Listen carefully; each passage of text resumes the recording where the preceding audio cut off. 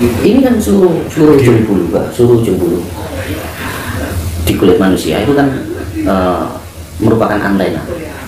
Makanya kalau kita bersinggungan dengan suatu daya yang ada di tempat lembab itu merinding atau begitu berdiri, itu pada dasarnya ini adalah antena penangkap sinyal.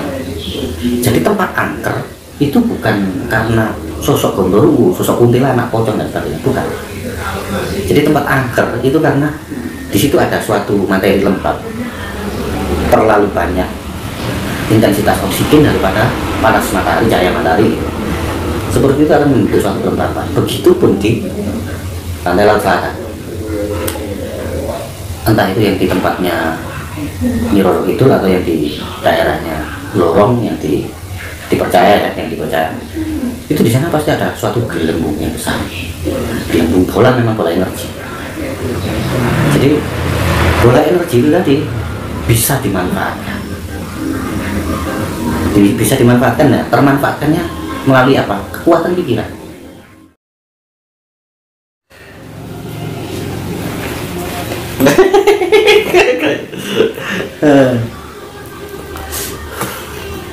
Pripun kabare Mas?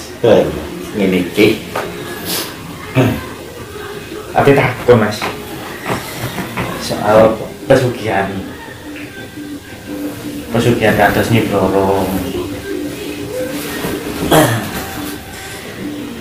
Apa Nyi Blorong? Silsilah Nyi Blorong itu dos pundi?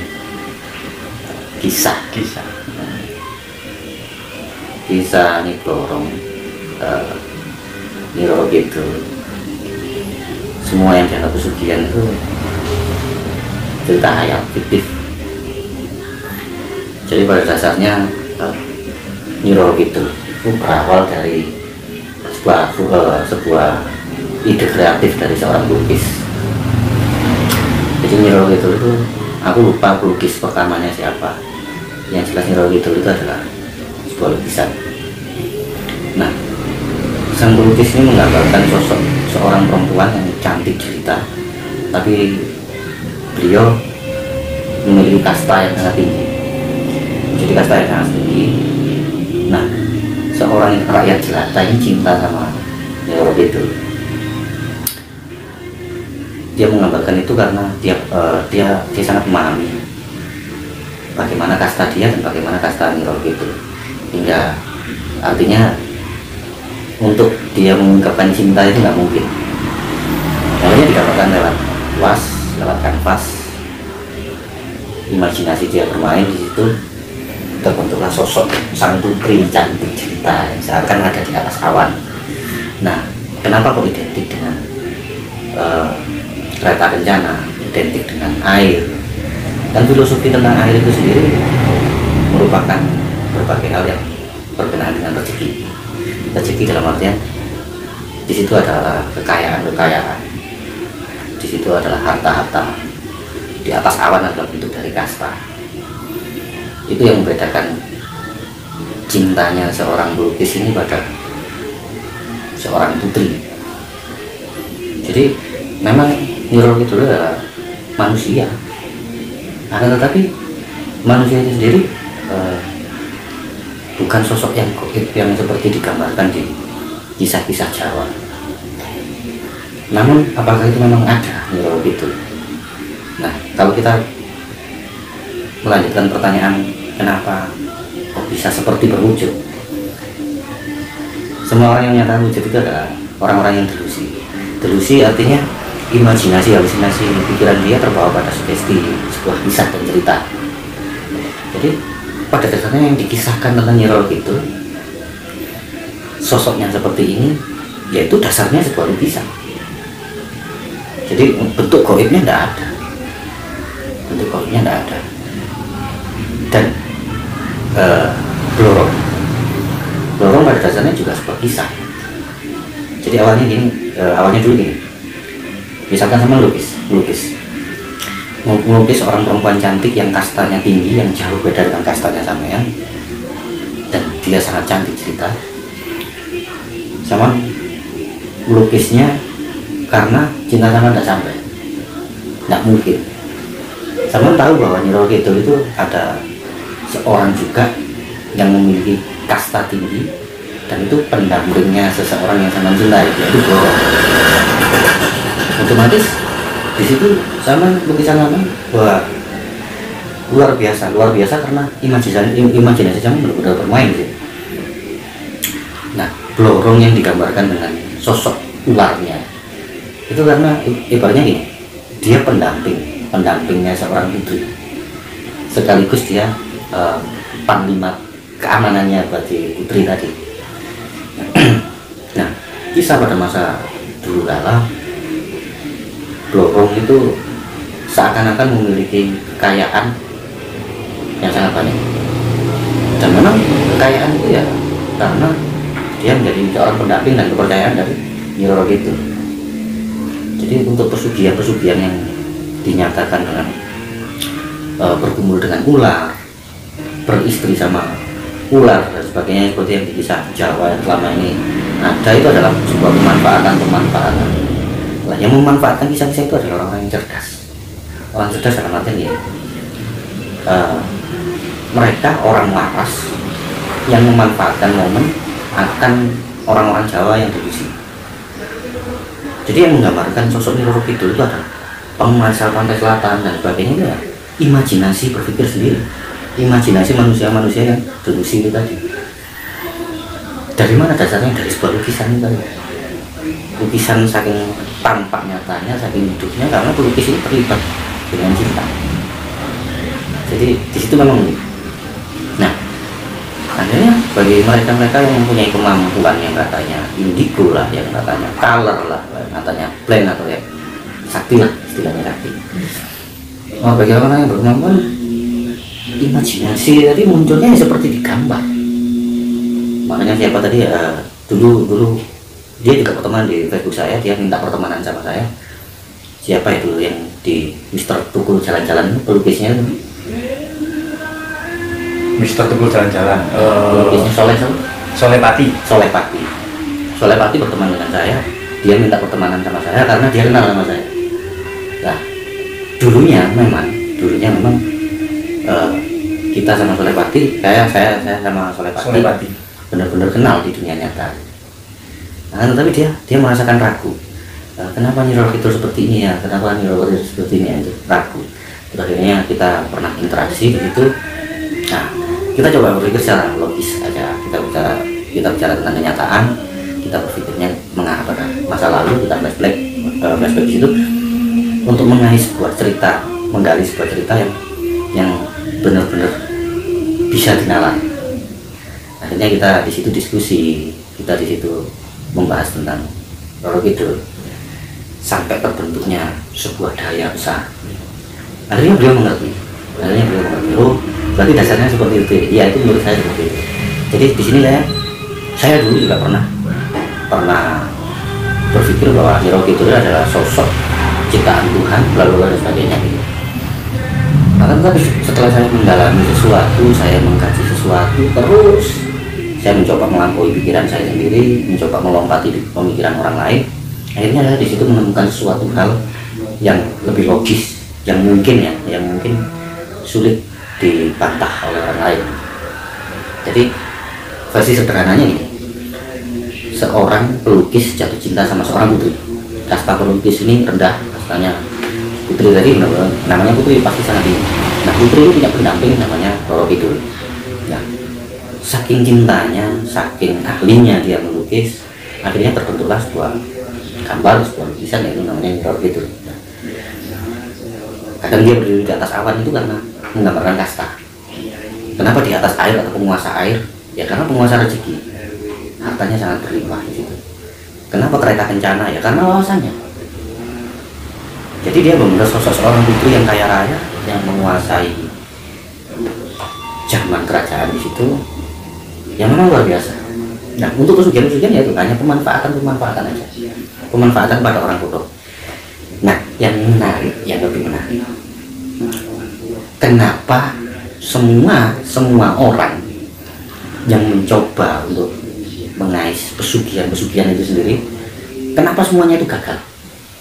Kenapa? Lah, mulai dari uang goib iya. Pak Karno, emas goib Pak Karno, terus dirham itu uang logam yang dari emas, dirham dari blorong, itu semuanya kok gagal sih?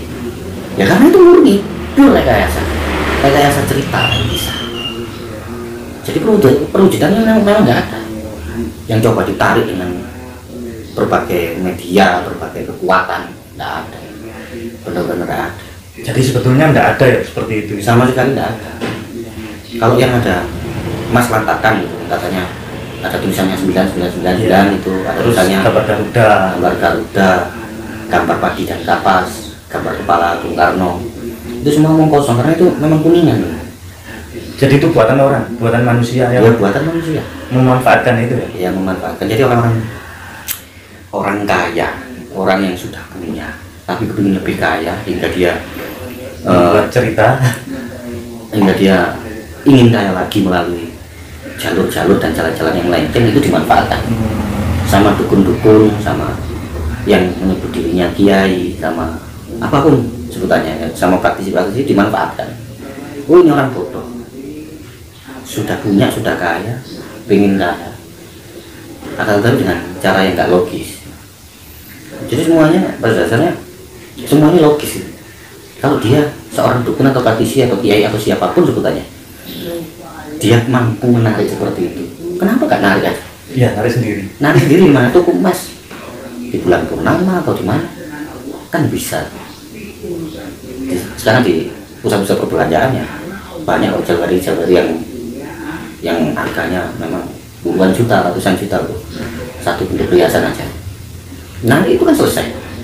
Dia bikin panti asuhan atau apa itu, rumah sekolah buat anak-anak miskin, tarik. Di mana haramnya? Di mana halalnya? Nggak ada. Di mana buruknya? Nggak ada. Narik uang di Bank Indonesia itu selesai masalah.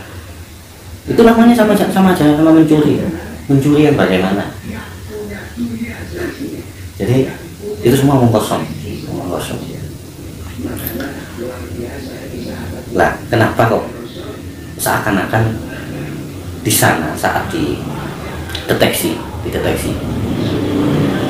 di Prana atau dideteksi sama orang-orang ini, orang baik itu orang tenaga dalam, orang yang belajar di tenaga dalam, Reiki, dan orang-orang yang punya kemampuan spiritual yang lebih tinggi. Kenapa saat di Prana dideteksi di daerah pantai laut selatan itu kok energinya besar sekali? Itu adalah energi kolektif. Jadi manusia punya otak untuk berpikir, manusia punya otak untuk berimajinasi,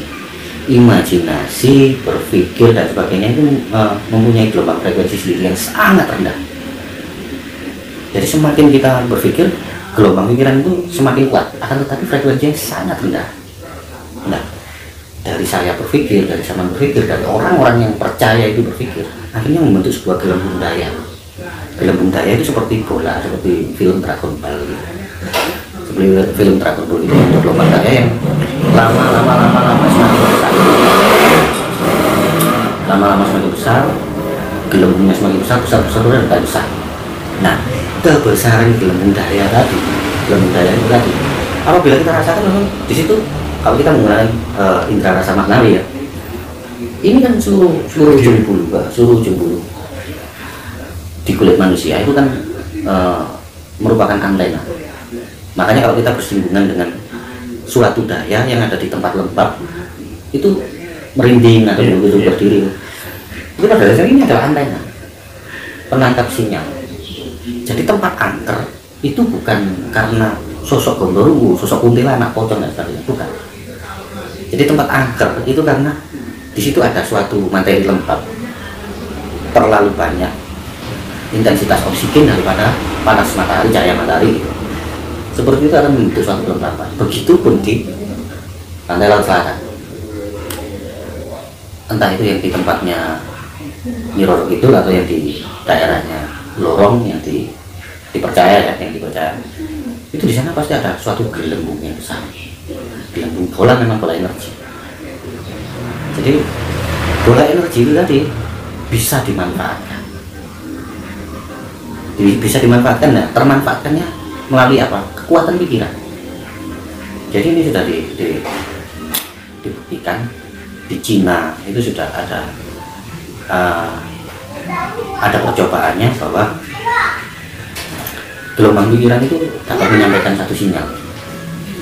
Ada tikus di pikiran kamu kanan, tikusnya kan kiri, di situ ada jalurnya, ada jalannya. Tikus mengikuti gerak pikiran kita. Bagaimana nih?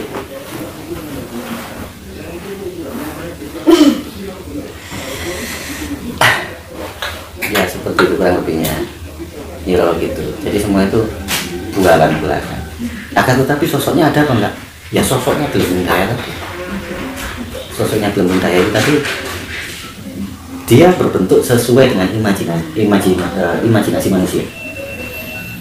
Makanya Tuhan Nyi Roro Kidul, Nyi Blorong ini tersampaikan melalui intuisi kita, tersampaikan melalui mulut kita sesuai dengan imajinasi kita. Tuhan digambarkan seperti apa? Ya seperti itu.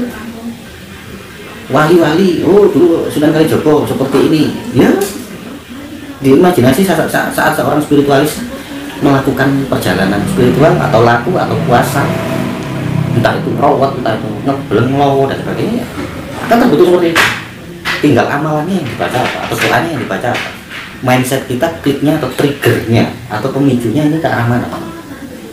Pemicunya ke arah yang berbau Islami, ya kan bertemu dengan Sunan Bonang, bertemu dengan Nabi Khidir, dengan apa? Ya seperti itu. Terus contohnya misalkan Kluweng atau babi ngepet, imajinasinya ke arah mana? Ya akan terbentuk seperti itu. Terus misalkan tuyul itu anak asuh dari Yang Jimbe Blitar. Ya memang Yang Jimbe itu memang sosok pertapa atau sosok besi yang memang kaya. Jadi dia punya anak kecil-kecil itu banyak, anak yatim. Jadi bukan tuyul. Ibaratnya apa ya? Misalkan aku Yang Jimbe. Iya. Sampai bertandang atau bertamu ke tempat saya. Mas, anak-anaknya kok banyak? Ya ini tuyul-tuyul tuh. Yang maksudnya ini anak-anakku. Jadi tuyul itu bukan sosok wujud yang kotor. Terus ada orang Indonesia, orang Jawa, atau orang Kalimantan, atau orang mana pergi ke Blitar sana, ke makam Yang Jimbe, coba berinteraksi sama juru kuncinya sana, terus akhirnya berwujud tuyul, suruh nyuri uang, bisa ngambil uang, nggak ada. Kenapa saya bilang nggak ada? Teman saya beberapa orang membuktikan itu, bahkan dia pelaku. Di situ ada 4 orang teman saya jadi pelaku secara langsung. Semua ya omong kosong. Kalau saya ya hanya sekedar merasakan, oh ini energi yang besar, ini adalah Gelembung Daya. Teman saya lama akhirnya ya itu tadi, memori bawah sadarnya dia yang merekam tentang kata tuyul, tentang kalimat tuyul itu seperti ini, itu yang terbentuk lama dia tersugesti. Di situ otaknya konslet, halusinasi dia main, dia terbawa pada arah delusi. Delusi itu melihat sesuatu yang seakan nyata pada tidak. Begitu pun sama Blorong, seakan-akan bersenggama atau berjumpa dengan sesosok ular. Masalah imajinasi dia aja. Jadi sebetulnya nggak ada ya? Nggak ada, memang benar-benar daya. Jadi gini, misalkan seseorang melakukan metode yoga ya. Dia diam sendiri di depan rumah pagi hari, duduk bersila, pernapasan enjoy, santai, ditata, tenang. Dia seakan bisa merasakan embun-embun, oksigen yang masuk, lalu dan sebagainya. Itu pada dasarnya memang kesadaran yang dipicu mengarah pada kesehatan. Nah, kalau dengan Nyi Blorong, kesadaran yang dipicu mengarah pada mistis, dunia hayal, alam bawah sadar yang hayal. Apakah daya itu nggak ada ya? Tetap ada daya itu. Apakah Nyi Roro itu nggak ada? Ada. Adanya tapi di imajinasi seseorang. Sosoknya bentuknya nggak ada.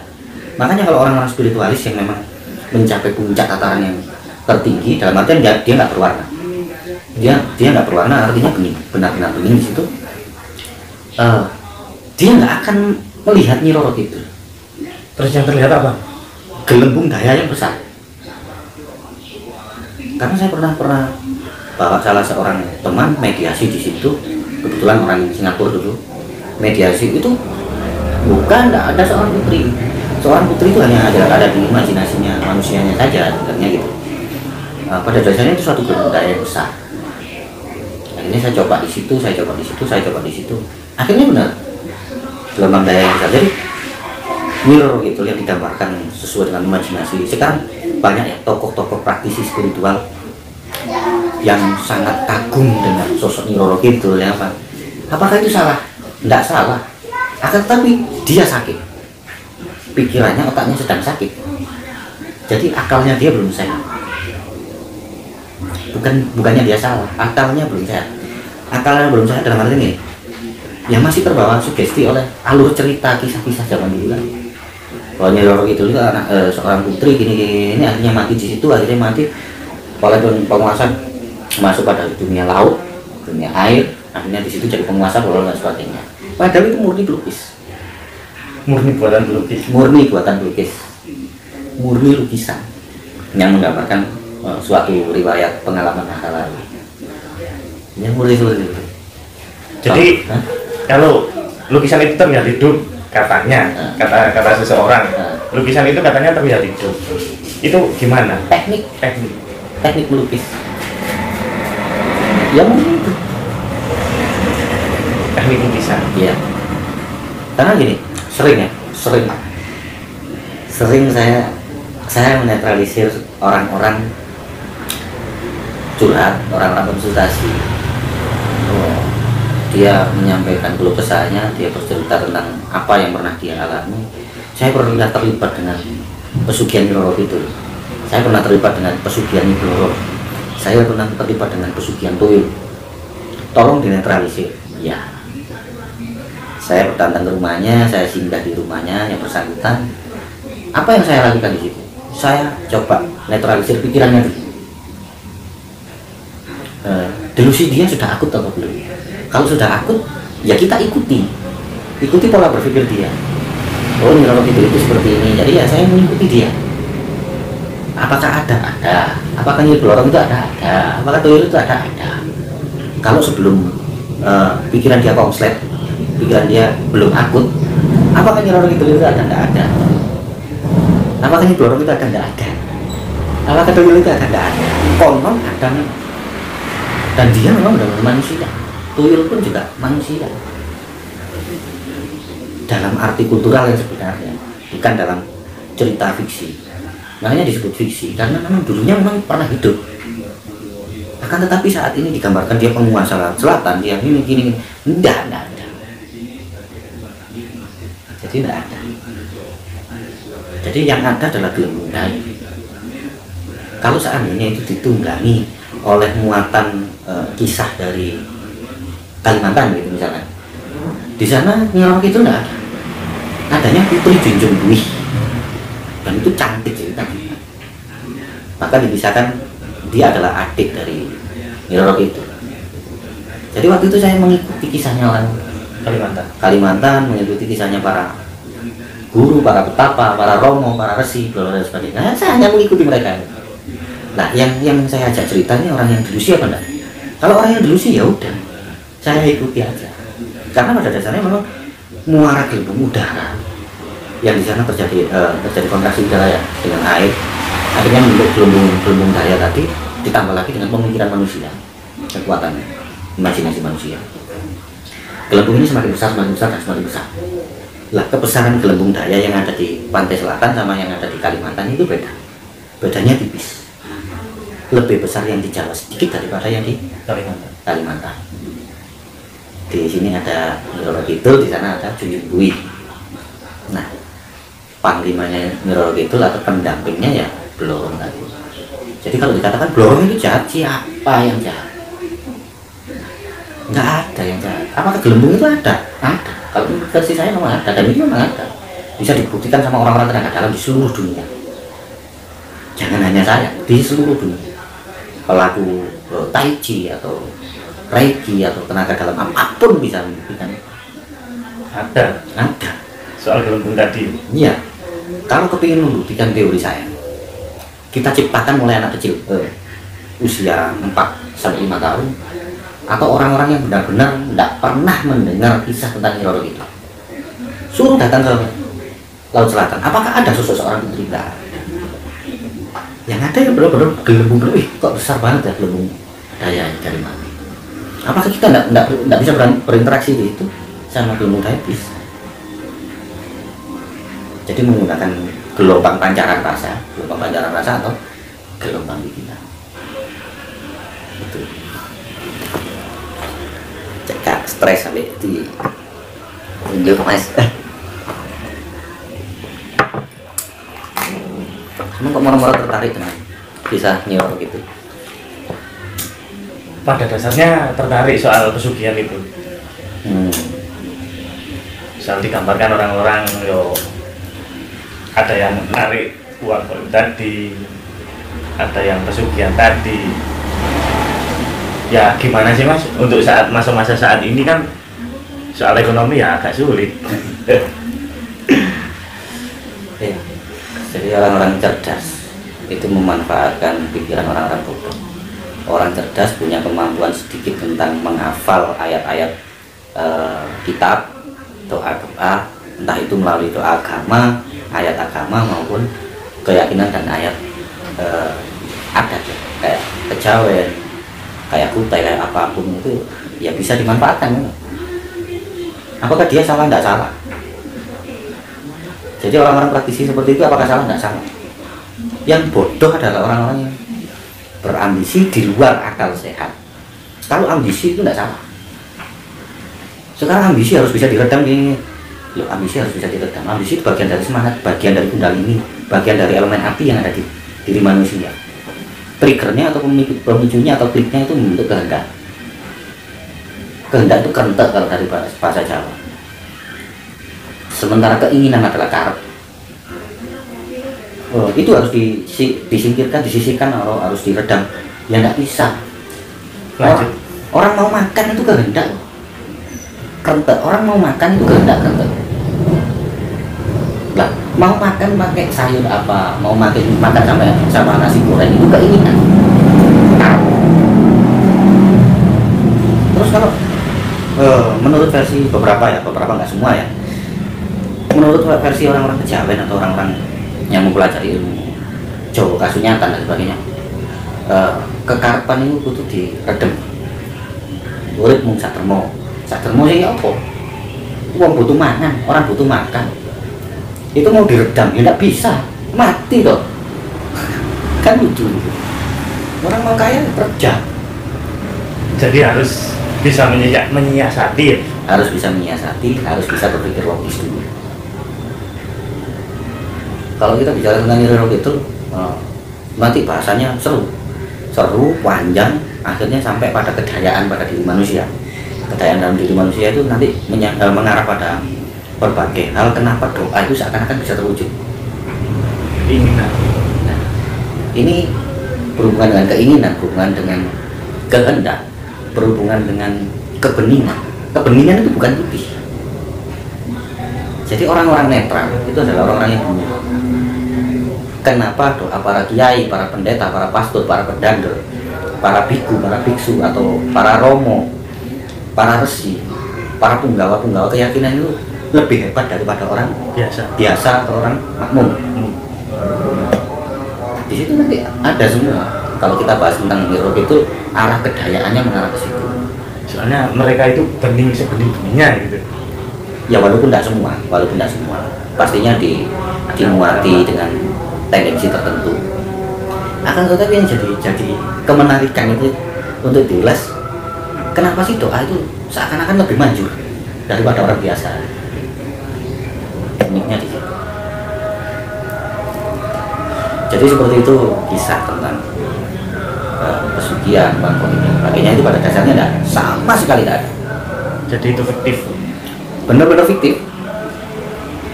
Kalau kisah mereka tentang Tuyul, tentang Blorong, tentang Nyai Ratu Mas itu fiksi dalam artian itu memang ada di masa lalu.